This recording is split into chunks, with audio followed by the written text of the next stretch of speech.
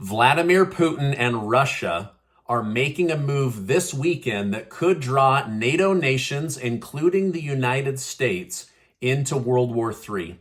The housing market is predicted to drop by at least 20% in value. Plus, new polling shows American adults are suffering at the highest rate in history. U.S. Secretary of Treasury Janet Yellen continues to say the United States is not in a recession and can likely avoid one altogether thanks to the hawkish or hard stance moves being pulled by Jerome Powell. She said that inflation is still a little too high and that it could take some time to come down, but sees it coming down in 2023. So President Biden says, oh, it's only inched up a little, and she's saying it's a little bit too high. Now, Federal Reserve Chairman Jerome Powell contradicted President Biden and Janet Yellen in comments on inflation by saying that inflation is running too high, so that it's out of control. It's much bigger than what the White House or the Treasury is willing to admit.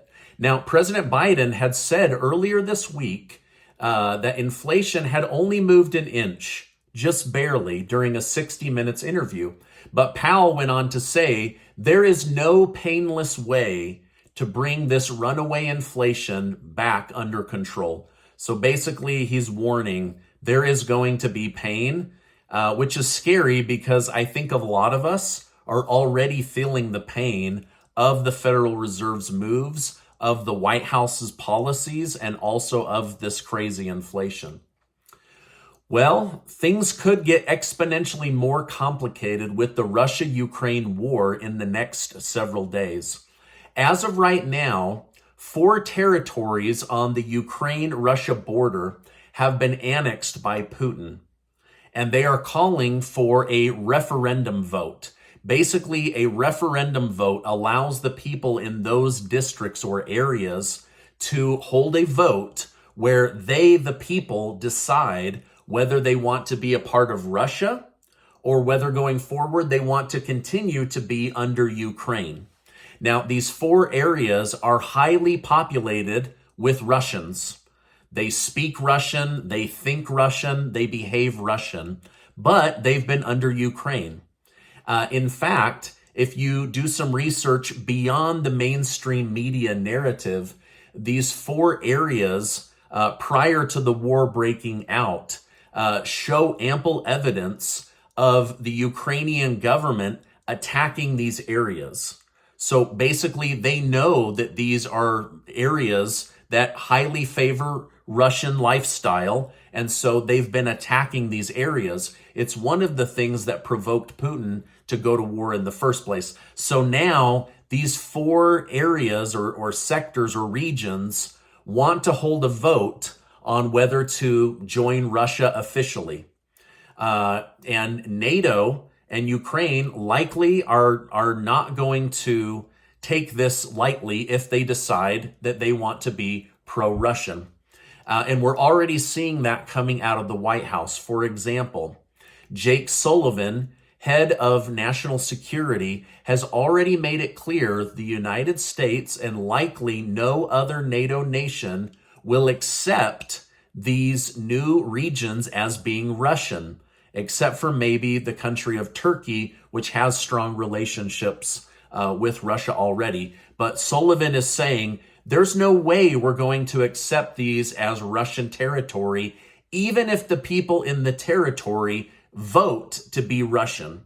So Putin and the Russian Federation military are putting NATO nations and the United States into a tricky position. And so basically, here's what's going on. If these areas say that they are now Russian, then the Russian military and the Russian government are going to accept them as Russian. So now if there are attacks that come on these areas, it will be as if attacking Mother Russia, right? Do you see the chess move that's being played in order to possibly provoke NATO and the United States into war?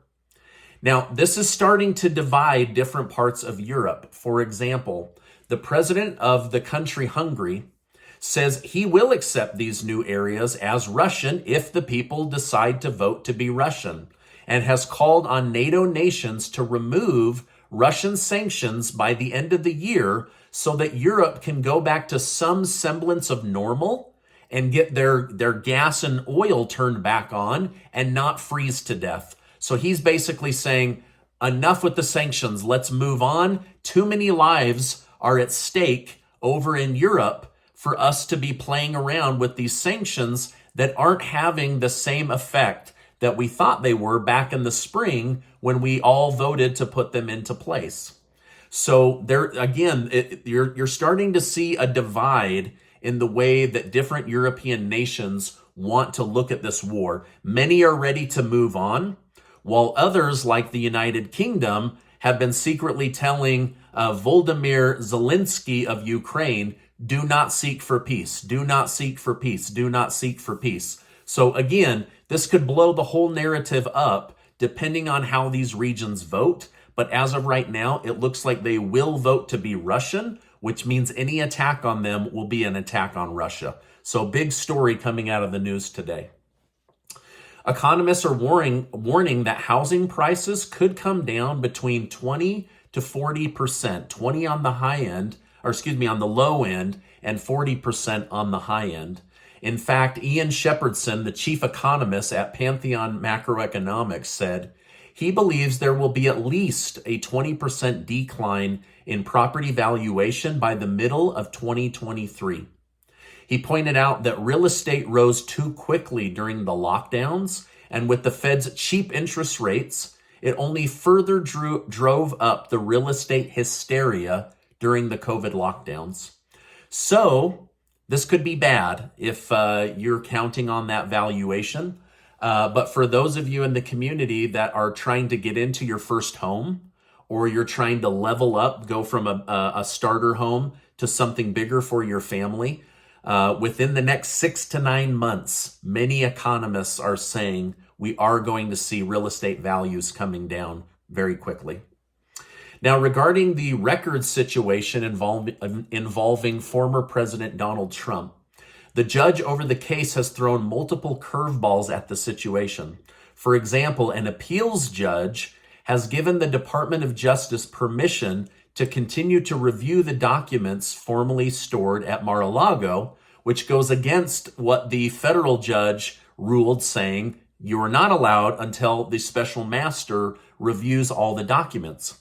At the same time, this judge that approved a special master has now said that the special master is not allowed to review any documents that are classified because it could pose a national security risk, and that this person doesn't have this level of security clearance. So on the one hand, the DOJ now gets to start reviewing and combing through the documents, and the special master is now blocked from being able to look at anything that's classified to determine whether former President Donald Trump declassified them or did not declassify them. So a big curveball that came out in the news today. The federal government and banks continue to tell the American people how strong the US dollar is compared to other global currencies, but most of them are not talking about the dollar compared to the dollar is doing terrible, and how 401ks and IRAs have lost trillions and trillions of dollars in value since the Federal Reserve started raising rates earlier this year. For tens of millions of Americans, this is a major concern. In one ear, they're being told the dollar's strong, our money is really, really strong. And then in the other ear, they're being updated that they've lost another 11% in value since the middle of August. Now, some of these accounts are down 20 to 40%, and the American people are feeling this pain. They're having this stress and this worry over all of their hard-earned money being basically washed out with the tide. Now, many analysts worry the Federal Reserve will sacrifice the retirement accounts of the working class and those already retired in their crusade to raise rates and bring inflation back down to the 2% mark.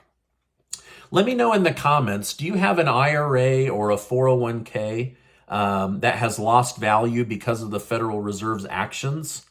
Let me know in the comments, and thank you in advance. This gives me ideas for future videos on how to be helpful to you with 401k or IRA money.